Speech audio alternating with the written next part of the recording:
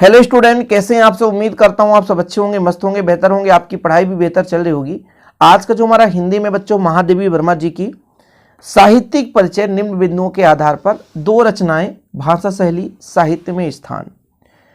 आप सबसे यदि रचना बन रहा है तो भाषा शैली और साहित्य में स्थान आप अपने भाषा में लिख सकते हो, लेकिन बच्चों थोड़ा बहुत कहीं ना कहीं जानकारी होना चाहिए। ऐसा नहीं है कि सब कुछ अपने भाषा में लिखो, आपको एक दो बार पढ़ लेना चाहिए। जैसे महादेवी वर्मा जी की जो रचनाएं हैं, इनकी भाषा शैली और साहित्य में स्थान एक दो बार यदि आप पढ़ लेते तो रट्टा नहीं मारना, हिंदी में रटना होता ही नहीं है।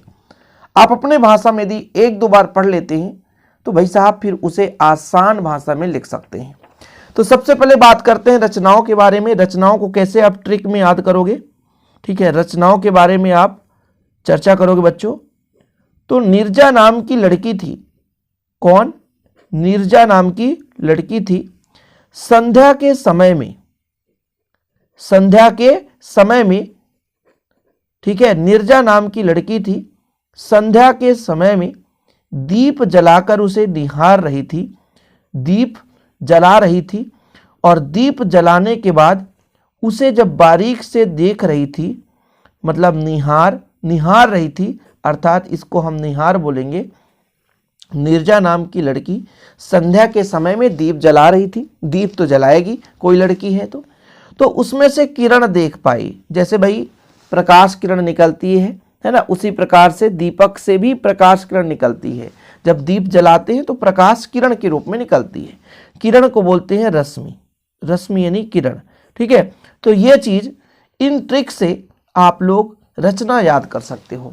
नीरजा नाम की कोई लड़की थी, संध्या का समय था, दीप जलाकर उसे देख रही थी, अर्थात निहार रही थी। निहारना मतलब देखना, तो निहार, ठीक है। तो वहां से हमें किरण दिखाई दिया, नीरजा जी को किरण दिखाई दिया, जिसे हम रश्मि कहते हैं बच्चों। ये ट्रिक से आप याद करो कि नहीं, कि रचनाओं को आप अपने भाषा में ट्रिक बनाओ। जरूरी नहीं कि मैं जो बता रहा हूं आप कोई भी लॉजिक लगा लो, ऐसे ट्रिक से आप याद कर लोगे तो जिंदगी में कभी भूलेगा नहीं बच्चों। अपने भाषा में ट्रिक बनाओ और उसे तैयार करो। तो ये रचना, दो रचना, तो नीरजा संध्या के समय में दीप कर रही थी। दीप से क्या हो जाएगा? दीप शिखा। संध्या से सांध्य गीत, ठीक है, नीरजा से नीरजा, रश्मि निहार नीरजा दीपी शिखा सांध्य गीत, इनकी रचनाएं हैं। अब बात करते हैं बच्चों भाषा शैली। देखो दूसरे नंबर पे भाषा शैली लिखना है आपको। तो भाषा शैली में आपको पहले भाषा बताना है, फिर शैली में तो आप सबसे पहले तो शैली याद कर लें। सूत्रात्मक शैली, चित्रात्मक शैली, अलंकारिक शैली, है ना, भावात्मक शैली, और आपका हो जाएगा एक प्रकार से गवेषणात्मक शैली, विवेचात्मक शैली, विवेचनात्मक शैली।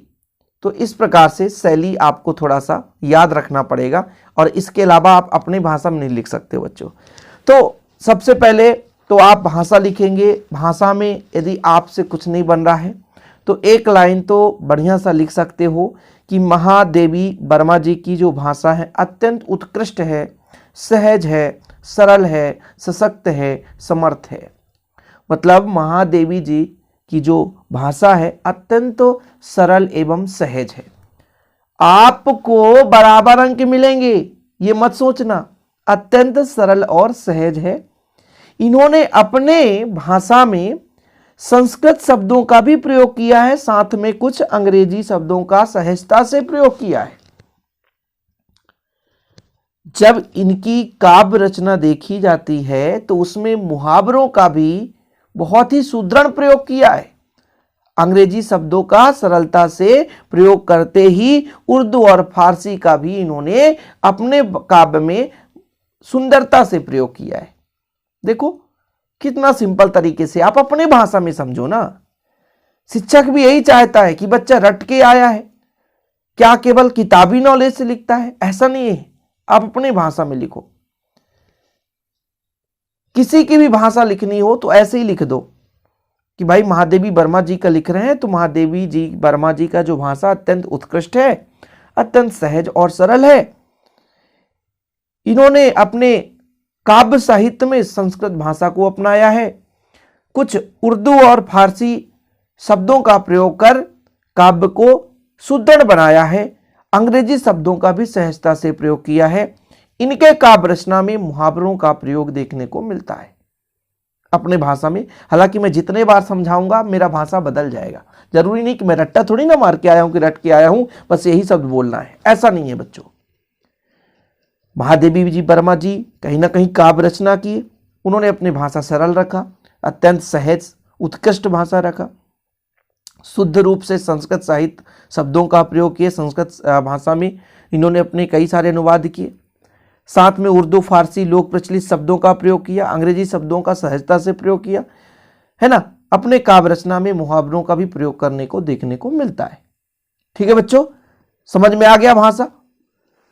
इसके बाद हम शैली की बात करें तो शैली आपसे नहीं बन रहा तो 2 लाइन में लिख दो बस कि इन्होंने अपने काव्य साहित्य में सूत्रात्मक शैली, चित्रात्मक शैली। सूत्रात्मक शैली का मतलब कम शब्द में कई चीजों को बांधकर पिरो देना। जैसे एक धागे में कई फूलों को एक साथ पिरो करके एक माला बना दी जाती है तो सूत्रात्मक, एक सूत्र में बंध जाता है। तो महादेवी वर्मा जी अपने बात को कम से कम शब्दों में कहने के लिए कोशिश करते थे और इनकी जितनी भी रचनाएं हैं कम शब्द में कुछ अच्छा चीज निखरता था। चित्रात्मक शैली मतलब कोई भी घटना हो, गद्य हो, पद्य हो, इन क्षेत्रों में इन्होंने किसी भी घटना को चित्रात्मक रूप से अपने काव्य में वर्णन किया है। अलंकारिक मतलब कई प्रकार के अलंकार शब्दों का भी प्रयोग किया है। कई प्रकार से शब्दों से अनेक अर्थ निकलते हैं। भावात्मक शैली यानी जो इन्होंने अपने काव्य की रचना की उसमें भावपूर्ण अर्थ प्राप्त होता है बच्चों। किसी भी काव्य रचना से कहीं ना कहीं एक नया भाव अर्थात एक विचार प्रधान विषय पर इन्होंने वर्णन किया है। अर्थात जैसे नारी है, दीन दलित है, शोषित वर्ग है, इनकी दशा चित्रण करते हुए रहस्यमय क्षणों को भावुक किया है।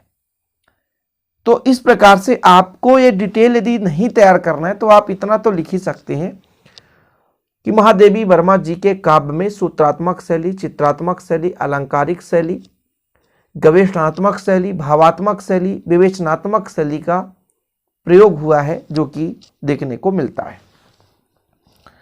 ठीक है बच्चों, ये मैं आपको इसलिए प्रोवाइड कर रहा हूं कि हो सकता है कोई बच्चा नोट्स तैयार कर रहा हो सकता है कोई बच्चा सोच रहा हो कि बोर्ड एग्जाम के लिए मुझे ऐसे ही लिखना है तो बस मुझे क्या करना है, इसका स्क्रीनशॉट लेना है, तो फिर बिल्कुल ले सकते हैं आप लोग। ठीक है, इसके बाद तीसरे नंबर में बात होता है बच्चों साहित्य में स्थान, जो कि काफी महत्वपूर्ण होता है। महादेवी वर्मा जी हिंदी के प्रतिभावान कवित्री में से एक हैं।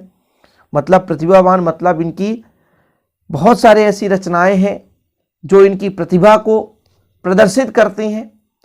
हिंदी के क्षेत्र में इन्होंने विशेष योगदान दिया, इसलिए से साहित्य में इनका स्थान विशेष है। इन्होंने ममता में हृदय से समस्त प्राणियों के प्रेम को डोर में बांध लिया है। मतलब कुल मिलाकर के साहित्य के स्थान में देखो, रचना में तो रचना लिख देना है, भाषा में किस प्रकार से भाषा का प्रयोग किया, शैली उनकी कैसी है, और साहित्य में स्थान मतलब उनका वर्णन करना है। कुछ नहीं बन रहा है तो आप साफ साफ बढ़िया लिख दो कि महादेवी वर्मा जी का विशिष्ट योगदान के कारण इनका साहित्य में स्थान प्रमुख है, अद्वितीय है। इन्होंने विशेष योगदान दिया, प्रतिभावान में से एक हैं। उन्होंने अपनी रचनाओं के माध्यम से लोगों को प्रेम और सामाजिकता पर विशेष ध्यान दिया। आप अपने हिसाब से हिंदी का सुदृढ़ शब्द बस मिल जाए, साहित्य में स्थान ऐसे ही लिखना है कि वास्तविक रूप से ये हिंदी को जागृत करने वाले कवित्रियों में से एक हैं, महान प्रतिभावान कवित्री हैं जिनका विशेष स्थान है। तो इस तरीके से अपने भाषा में लिखना है, कहीं अलग से नहीं ढूंढ के लाना है, अपने भाषा में लिखो। साहित्य में स्थान सब अपने भाषा में, कि हिंदी साहित्य में इनकी एक प्रकार से गूंज आज भी रोशनी के रूप में निखर रही है। अत्यंत उच्च कोटि का स्थान है इनका। तो इस प्रकार से ज्यादा ना बने तो 2-3 लाइन तो लिख ही सकते हो ना। महादेवी वर्मा जी हिंदी साहित्य की प्रतिभावान कवित्रियों में से कोई एक है। इनके अद्वितीय समय मतलब इन्होंने अपना अनमोल समय निकालकर हिंदी साहित्य में विशेष काव्य की रचना की, जिसके कारण इनका विशिष्ट स्थान है। इन्होंने अपने ममता में हृदय से समस्त प्राणियों के प्रेम की डोर बांध लिया है, अर्थात समस्त जीवों के लिए, मानव जीवन के कल्याण के लिए विभिन्न काव्य रचना की है, जिससे मानव उससे अलंकृत है। तो इस प्रकार से बच्चों साहित्य में स्थान उनकी वर्णन करने, कुल मिलाकर उनका विशेषता बताना है, उनका तारीफ करना है, और इस प्रकार साहित्य में स्थान आप लिख सकते हो। तो बस बच्चों आज के लिए इतना ही। वीडियो पसंद आए तो लाइक करके शेयर जरूर करिएगा। ऐसे वीडियो पाने के लिए चैनल को सब्सक्राइब कर लें। हमेशा आप लोगों के लिए मैं मेहनत कर रहा हूँ, बस आप लोगों का बस एक ही सहयोग रहता है कि प्लीज़ आप लोग चैनल को सब्सक्राइब कर लें पहली बार आए हैं तो, और ऐसे वीडियो पाने के लिए बच्चों प्लीज़ बेल आइकन प्रेस जरूर करें, लोगों के साथ शेयर करें ताकि सभी बच्चे पढ़ें और बेहतर रूप से आगे बढ़ें। जय हिंद, वंदे मातरम।